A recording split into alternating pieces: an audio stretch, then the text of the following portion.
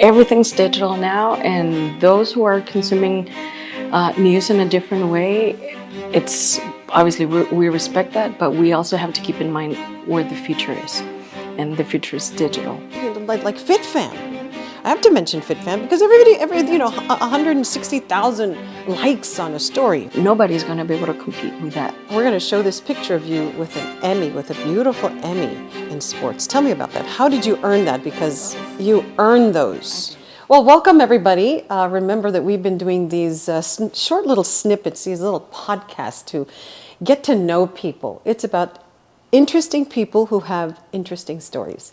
And joining us today is Gabby Rodriguez. She is my coworker at KTSM, and she wears a lot of different hats, like all the people that we're interviewing, right, that have interesting stories. So first of all, Gabby, thank you so much for opening up your heart and giving us, sharing some time with us today to get to know you a little better.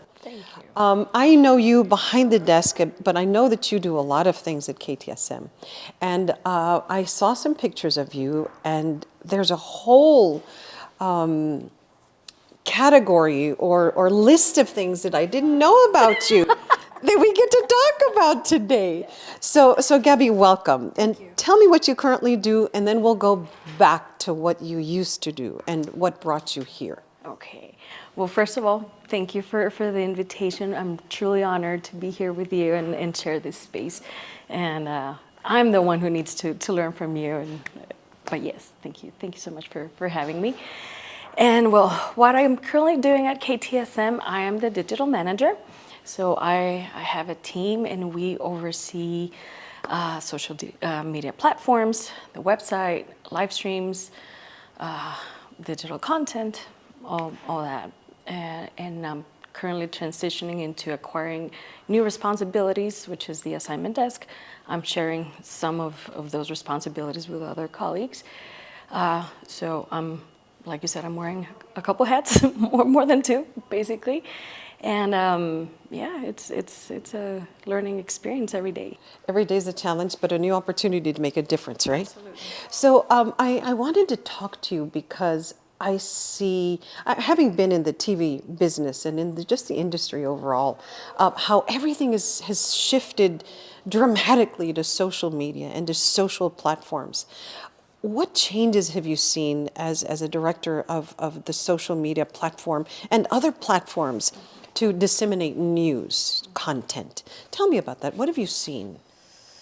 I've seen the importance, the relevance of social media.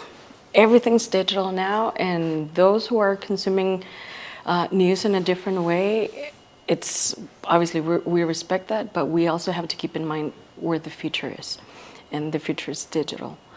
There are new generations that are sitting on our tables, that being at home or the conference room. So right now we have multiple generations that are working together. So we need to find a common ground and try to reach everybody. I think right now that's the biggest challenge, how to reach people consuming news differently, right?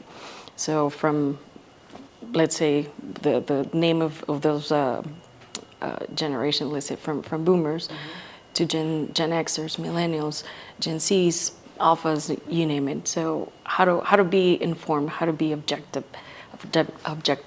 and how to stay relevant, you know. You can't be everything to everybody, right? So, but that's the goal, to try and find a way to connect with the boomers, to connect with the millennials, to connect with everybody. And you're trying to do it through social media, but not everybody is social media savvy, or even believes or finds it legitimate. Because we see what's on. We see there's a lot of crazy stuff on social media. And some people just don't believe that stuff. So how, as a manager, do you find that ability to make it credible? Well, many of those things that we now see as crazy have been happening all along. We were just not aware that it was there. Let's say, for example, in El Paso, I don't know, accidents or some sort of violent incidents, they were happening 20 years ago. We just didn't have the access to social media we have now. We were not aware, but it was happening. It's just now the immediacy of being able to take a picture, snap a photo, video, you name it, and post it right away. So that's the key difference right there. Well, the key difference is that what journalists were able to do before, everybody thinks they're a journalist now. And they kind of are if they can capture that moment of that accident, of an issue, of a comment. But do you think that dilutes the role maybe of a journalist? It does. It does, because, I mean, one thing it's taking a picture of it and posting it, and another one it's knowing the context, getting your sources, getting the facts right, being objective. Have you talked to the authorities? You know what happened before? What else is involved? So there's so many key elements around what happened. So one of the challenges here is having like that unbiased, not having any other filter other what you're seeing. So talking to authorities, talking to different sources, like I mentioned, and then put it together and tell a story, which that's what we do. I think that maybe the backing of KTSM, a legitimate news organization, right, backed by NBC and the team here in El Paso. But there's a lot of stuff out there. Let's, like FitFam. Mm-hmm. I have to mention FitFam because every 160,000 likes on a story, right? You're going, how is that possible? Mm-hmm. So there are a lot of people are consuming just so much, and how do you differentiate? How do you find that difference, and how do you say this is legit and this is not legit? Like you said, you got to do your homework. Mm-hmm. But that's a huge challenge, and I see Gabby and the team working very hard to try and get all the facts straight. And sometimes we get them later than FitFam. How's that possible? It is, and it always will be that way. I can guarantee you that. Why? Because that account has thousands and thousands of photogs or reporters across town, across Texas, sending him material all the time for free. I don't have thousands of photogs scattered across El Paso because we don't. We can't. Right. And not only that, it's not only snapping that video, picture, or whatever it is talking to the person, like the story, like, hey, name, title, what happened. So we have to get the facts. They're just like, hey, so-and-so happened. What it was, I don't know. Like, it could have been a crash or rollover, but how did we get here? It maybe stemmed from another incident. You're just seeing one side or the last part of that incident, but what happened before? That might be a completely different story, sure. Exactly. So we're not going to be able, nobody's going to be able to compete with that unless, I mean, they are a source of information, but they're not a news organization. So we got to make that difference. And how do you make that difference? How do you make your story, our story, truthful and real and balanced and unbiased? Check your sources. We like I like to tell my team I remind them all the time, I'd rather be late. Mm-hmm. Like, I mean, FitFam posted it, and I have people telling me, like, how come FitFam has it and you don't?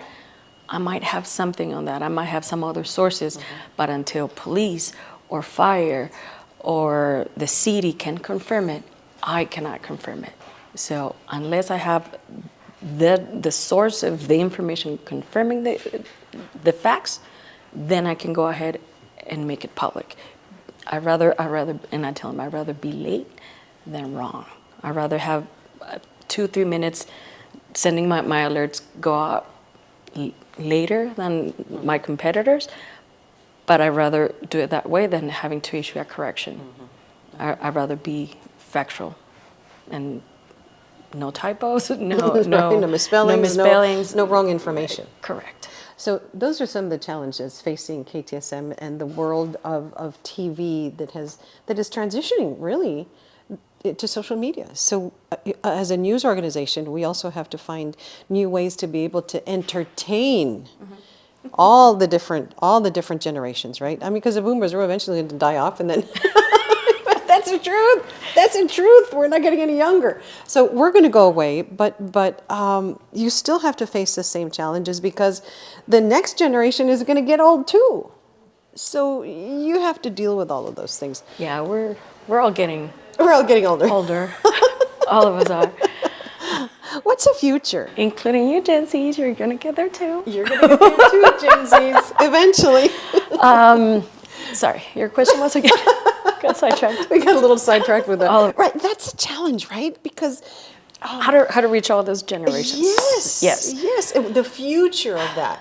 When maybe, do you think? First of all, before you answer that question, do you think TV is going to go away? Yes. TV news, as we know it now, is going to go away. Yes, it is. It is. Sooner than later, I think. Yeah, we've seen it with big networks, how they're reducing their live broadcasting. So, or analysis shows they're going away one by one, and they're cutting budgets, they're laying off people because of that, because the way we're consuming media is shifting. Now we're live streaming, now with big platforms like Netflix, like Hulu, like Amazon, producing their own content. Now our industry is facing greater challenges. So now it's not only entertaining, but how we are going to be able to compete with monstrous challenges like those. Monstrous. They are huge because there's just so money behind them. But there's so much money behind them. But there's a lot of money behind the big networks too. They're just shifting the way. How you talk about these special programs that we see out there where everybody has an opinion. Before, journalists couldn't have an opinion. You had to just report the news, just a fact spam, right? What do you think of those programs? Because I think that some of those programs, like Joe Rogan and all these other people, that have that platform and have had that platform for a long time, what do you think? That's what they capitalize on. Is that what consumers are going to consume now, as far as news and all that? Yeah, and we're going to keep seeing, for many years now, we're going to keep seeing more of that. And right now I can even see kind of like a parallel, kind of that kind of podcast and TV shows or live streaming with even our own FitFam. Like if you keep feeding it, It'll keep growing. Exactly. So it can be politics, it can be sports, it can be local chisme if you want. If you keep feeding it and people keep finding it amusing, it is going to be there for a while. Chisme. I think people really enjoy chisme. That's what it is. And I mean, in our area, there are a couple either Facebook pages, either for dating or coming across in Reporte Puentes to FitFam. And yeah, they can be very helpful in many ways, but also we gotta take it with a grain of salt. Like I said, not everything is gonna be like it is. And also one big thing, when we were talking about challenges, AI. Oh my gosh, that's huge. How are we gonna, one, be able to sustain our jobs when we're competing not only against robots, but now a machine that it's writing my script for me, Right. and handling the camera for me, and it's gonna be doing, so we're gonna be losing Obsolete. that. And then the challenge of, I don't know if that picture, that video, because before it was Photoshop, and now it's AI, like so many other software that are coming up. So is that video real? Because they look absolutely real. They do. So how, because before we had to vet information before we can put out a statement or a video story, but now like, Or the fine print. exactly. And now, like, how are we, like, just visually, how are we able to differentiate that AI video to a real one? So we're up against monumental challenges in our industry. So before you say that you're going to get out of this industry and get into, I don't know, some other career, Tell me, let's go back to. We have some pictures of you with an Emmy. So Gabby just didn't become a director of social media at KTSM and dealing with all the platforms and how to disseminate news through the social network and platforms. She has a long background and in her career that I didn't know about, which is really cool. That's the purpose of this podcast, is to get to know people a little better. And we're going to take a little break, but when we come back, we're going to talk a little bit about Gabby's start in sports. It is so cool to see women in sports. So we'll be right back. New year, new opportunities to focus on the future, grow personally and professionally. Viva Auto Group, with 10 dealerships in El Paso and Las Cruces, is here to help you get on the road and stay on the road to a better tomorrow. Viva has been helping families grow for almost 40 years. We're involved in the community, helping raise money to donate hundreds of free mammograms. We teamed up with the return of the Amigo Air Show to make our community, El Paso, strong. Together, we make a difference, because Viva makes it happen. Welcome back to our podcast. You know what? We'd like you all to help us out find a name for this podcast. We don't, I just think, interesting people, interesting stories, but that's kind of boring. And I'm thinking cafecito con leche, pues con panecito, no tenemos panecito aquí. You could have brought me some. But, we'd like your help and your input. So, because what happens is that when you have skin in the game, when you are invested in something, you'll watch it and listen to it a little more. So we'd like to hear from you to see what kind of names we should name this podcast. So right before this break, I am going to ask Gabby about her background in sports. It's really cool to see women in sports. So tell me your role. We're going to show this picture of you with an Emmy, with a beautiful Emmy. In sports. Tell me about that. How did you earn that? Because you earned those. I did, but I was not alone. It was a team effort. That's just not me. Although it has my name, there's a group of people that helped to get there. So that Emmy I won it back in 2014, and at the time I was working with ESPN Deportes. So that's one of the international branches of ESPN. That's the Spanish one, and it covers obviously from US all the way to South America. And I was working for a show called Nación ESPN, and we were nominated Best Show. And that was the first year where they had sports Emmys, and we happened to win that award. At the time, I was in charge of social media for not only the show, but I was part of the digital media team for ESPN Deportes. So we were literally covering so many sports. The sports that our audience, or the audience at the time, was more interested in. So it was trying to have like that vision of what your audience, not only in our case, but we're talking local news and what happens, but in that scope, it's 13, huge, of course. Yeah, 13 countries and what their interests are, and so it was challenging but fun. I really enjoyed it. So, claro que eres completamente bilingüe. Sí. And so that was probably also a challenge for you. I imagine that Spanish is your first language. But still, it's a challenge to bring that all together in a country that speaks mostly English, right? So you had to translate. Do you find that people in los deportes, Spanish speakers and with the Spanish background are more enthusiastic? Absolutely. Absolutely. So I was a soccer mom, so I was the one screaming out there como hispana, ¿verdad? But did you find that as a challenge to be able to produce a story that touched all different kind of audiences? Yeah, absolutely. You probably saw it on the soccer field with all the other Hispanic moms. You're like, "Vamos, mijos, sí se puede!" It's the same thing with announcer. You've seen it. It's not the same guy that's calling I don't know, a goal or something. Then the guy that can last like goal for 3.5 hours. You know, we're passionate. We're Latinos. It's like our blood just runs differently. You know, it does. And so yeah, there's like that passion into sports, and we there's people that live vicariously through sports. So you definitely see it on the field, like inside the office as well. Like people absolutely live, breathe, and eat sports night and day. Yes. Do you think that maybe those different audiences, well, they are different audiences, ESPN Español and ESPN regular are two completely different audiences, or maybe they overlap somehow, but is that what inspired you to do something that would be Emmy worthy? No. Well, my Okay, not okay. really.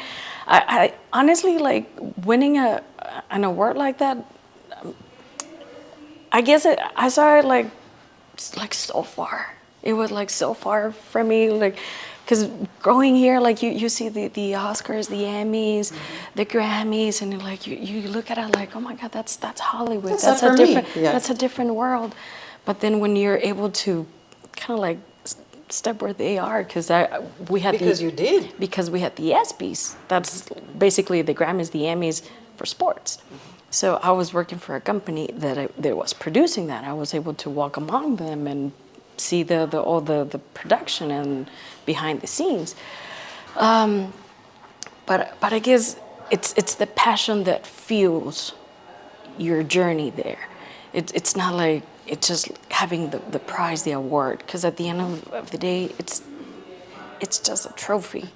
But it's mostly the passion and everything that you put into it that led you to all the people that help you get there. And that elevates you, right? Absolutely. I mean, it was an experience that you'll never forget. No. Ever. No, because I can tell you, I can prove it too. Like, it was blood, sweat, and tears getting there. I mean, from coverages to, I don't know, Super Bowls, World Baseball Classic, NBA Finals, NBA All-Stars. I mean, I had the opportunity to go even to Canada, fly to Mexico, for Pan American Games. It was, I mean, once you have that chance, you have to take it. And once you're there, you have to go with all your heart. I mean, there's no half nothing. You gotta do it. Nothing you gotta do it half-assed. right. Oh, that's why we can bleep that.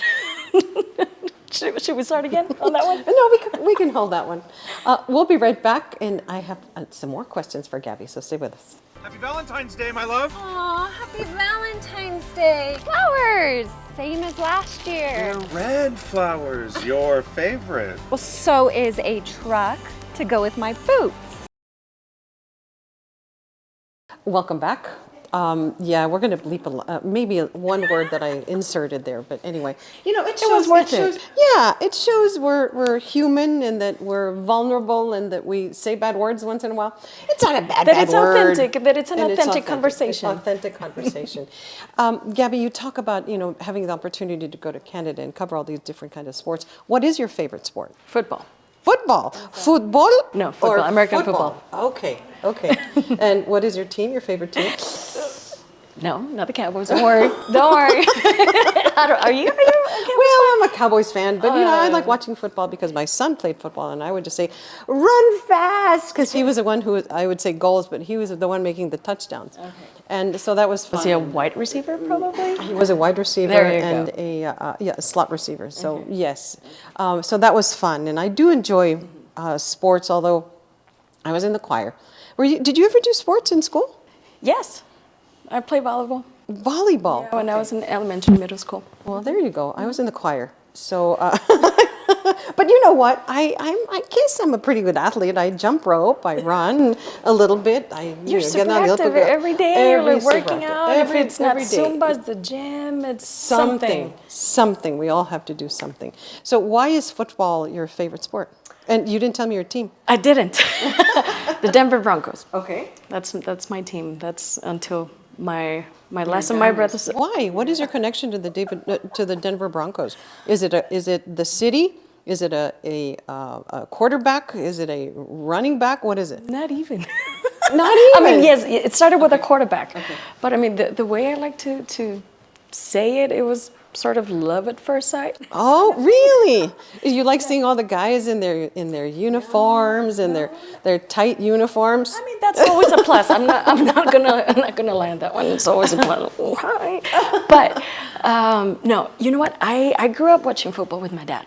Okay. Sunday mornings, I remember, instead of watching cartoons, like he was already there watching the NFL. And so you sat there. So I just sat with him, just like snuggle, my little blankie. We were watching sports, and then most of our quality time with him was playing, because I have a younger brother. So he will show us basically the X's and O's, the very basics of, okay, you have 4 chances to advance this 10 lines on the ground, and if you do, you get another 4. You know, stuff like that. And we would play with him. So it was a lot easier for me to understand. So and then I was like just watching, but he didn't have a team, so that helped me not being a Cowboys fan. Right. And later on, my brother, I guess we were sort of, it was in the 90s, in the mid 90s, and he was watching a game. He was watching, it was a Green Bay against the Broncos, and at the time it was Brett Favre with Green Bay and John Elway with the Broncos. Ooh, that was a It was amazing. Yes. There was Hall of Fame quarterbacks there. It was a great era for football, the 90s, by the way. And it was an amazing match. The Broncos scored, and out of nowhere, I just went like, whoa, That's my team. I just started celebrating. I was like, yes! And I was like, oh, okay. And then they scored again. I was like, yeah, damn right. I got like super excited. And then that was the year they went to a Super Bowl. They won it. Next year, they won again. And then, so I just stuck with them. But it just came out naturally. And I was like, you know what? I guess that's my team. Well, everybody likes winners. Yes. I mean, they've been through some rough patches. Yeah. But I mean, But you're still cycles. their I fan. am, yes. And then my brother moved to Denver, which made it a lot easier for me to go and watch a game with him, and just being a true fan and sporting my colors, which happened to be the same as UTEP. I'm a UTEP That's right. grad. That's right. So like orange and Picks up. blue. So it was a time with half of my closet was orange and blue. Pompons, Broncos, like ponies and Broncos. Everywhere. Not. Do you still collect all that stuff? Yeah. She hasn't cleaned out. She hasn't cleaned out that closet or that. I've seen a few things here and there, but anything Broncos, I'll take it. Hey, let me ask you this. When I watch football and see, the chains and the gold and the long locks, the hair, and to me it's distracting. What do you feel about that? It is distracting, but most of all, it's not safe. It's not safe for them. I mean, they can choke, they can Right? get cut. They could lose that They can lose that the 3-carat diamond earring that they have. On their, Or they can lose part of the earlobe, or they can, there are so many things. So there are rules in the NFL where they're not supposed to be wearing they get any away with jewelry or anything like that. They still do. They're trying to make a statement. I don't know. Gosh, the other day I saw this it's not safe. beautiful necklace that would look great on me. But, but that necklace is probably millions of dollars, all these diamonds. But anyway, we got a little sidetracked on that. Hey, Gabby, what Jimmy, hint, hint. what is next for you? What is next for me? Well, I still want to get a better grip of my new position, because it's sort of a hybrid. Like I mentioned. Well, different hats. Yes. So I would like to be a little bit more solid on that and cement my roots in KTSM a bit more, and we'll see. Like I've worked here. I moved to Connecticut. I moved to LA. I'm here now, for now. But I would like to keep growing. I would like to learn. I would like to keep expanding my professional career. I define myself as a learner. So from people, from professional settings, I would like to keep growing and learning. And the moment where I don't feel challenged, when I don't feel that I'm learning, that's where I'm start to get a little anxious. And so right now, fortunately, I still have that with the new role or the new responsibilities coming my way. So for now, like, I want to be able to learn all of that, Yes, deal with egos and with budgets and with schedules and with all kinds of things. Yeah, it's decision making on the fly, and there's so many things that depend on you, and from people to coverage to even like I said, budget money, because when you're deploying literally your assets to, and that requires overtime, or buying equipment, or sending people to other towns. I mean, you gotta own those decisions. On top of your other role as a director. Yes. We'll be right back. Listen to this little commercial, and when we come back, we get to talk about where she's going later next month. Stay with us. For the cowgirl who wants that upgrade. For the city slicker who likes the bells and whistles. For the mom who needs a third row. And the biker chick who likes to feel the wind in her hair. Viva Auto Group has what every woman wants, because Viva makes it happen. And welcome back. We hope you're enjoying our conversation, a very open and honest conversation, kind of fun. And no, not kind of fun, very fun, because I'm fun. getting to learn a lot of things about Gabby. We work together every day, and it's just fun to get to know somebody at a different level, and you have a new appreciation for them when you see different sides and different facets of their personality, of their character, and of their of what they do in life. So Gabby is going on a fabulous trip to Colombia. Yes, I am. So why'd you pick Colombia? Because I've had the opportunity to work with Colombian people. They're dear friends. I have a couple of friends, like really good friends of mine here in town, and they're from Colombia, from Bogota. I have some friends from Cali, from Barranquilla, Medellin, Manizales. So they've all told me wonders about Colombia. I've seen videos, pictures, and I love them, their food, their culture. And I like to travel, just like I mentioned in the previous segment. I like to learn. I love traveling as well.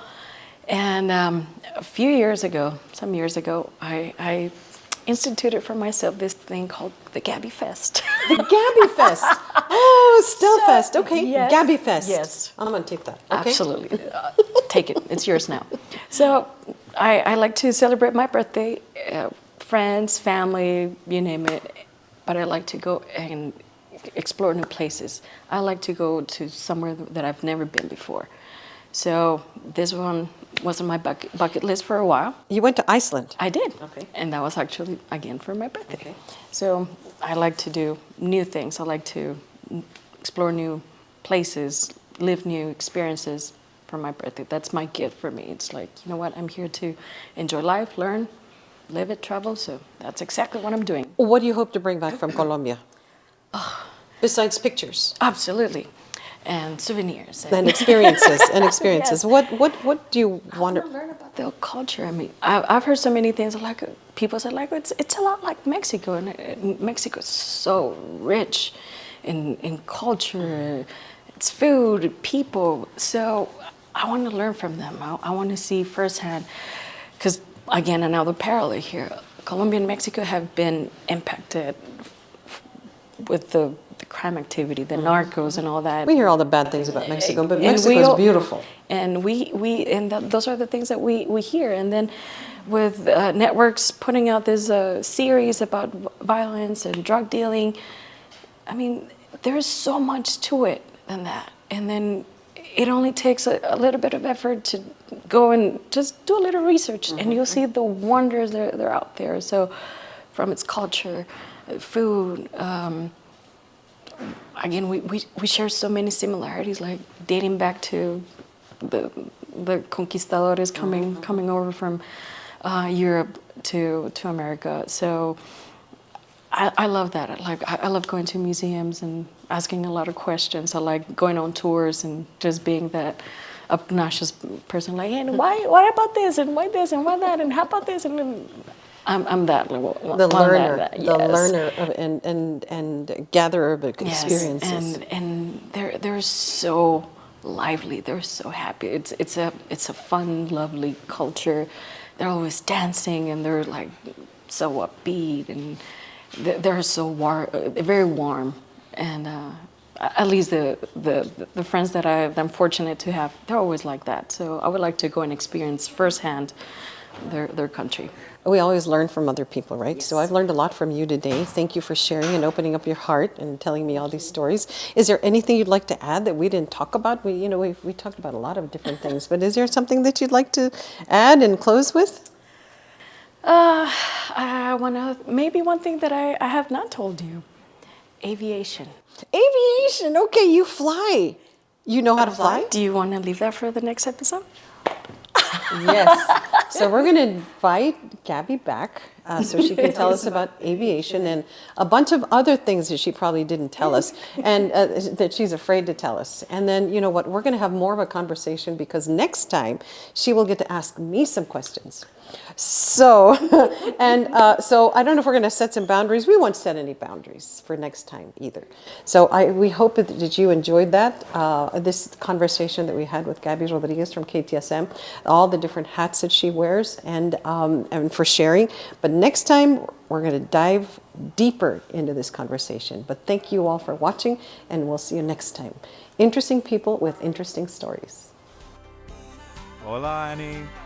Te compré chocolates. Yo también. Crea momentos inolvidables con tu amor este mes del amor y amistad.